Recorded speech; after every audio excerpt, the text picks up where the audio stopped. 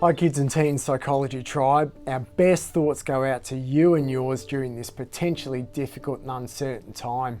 I don't think there's anyone in Australia who hasn't been directly or indirectly affected by the coronavirus and the rapid changes that are occurring in response. One of these changes is likely around schooling. Probably some of you already have school-aged kids and teenagers at home, and for the rest of us, this will likely happen in the coming days. So, as you've likely come to expect from us, we like to keep things simple, and so here's a few simple thoughts about supporting your kids and you if schools close. Expect a range of reactions. Some kids are going to be pumped to stay at home, whilst others are going to find it upsetting and unsettling. Some kids will worry about how they'll get to see friends, and others will see this as the end of days. Whatever your kids or teenagers' reaction, try your best to listen and accept their responses in the first instance. Reality talk such as you still have to do some schoolwork or the world's not going to come to an end can come later when emotions have settled. Prepare for boredom. While most primary and high school kids will be excited to not be at school, the shine will come off this pretty quickly as they realise that it won't be freewheeling outside or hanging out with friends whenever they like.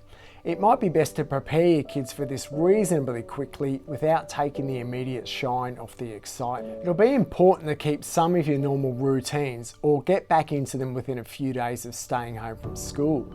Things such as getting up and going to bed at similar times, getting lunch sorted in the morning, having morning tea, lunch and arvo tea at similar times as they would occur at school or after school, having footy practice in the backyard or dance lessons via Zoom at the normal times.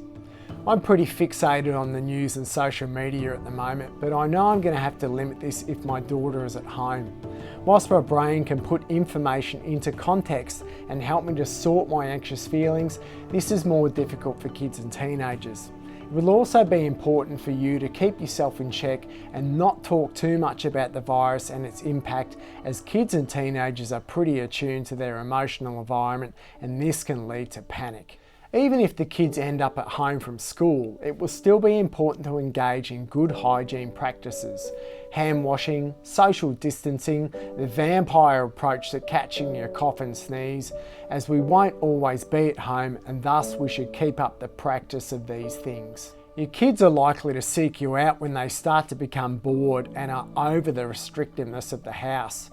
When the time is right, sit your family down and talk about the realities of boredom and feeling stuck at home, and invite discussion about what you can all do at home to keep yourselves entertained and getting along. We hope this has been helpful for you and your family. Stay cautious and stay well.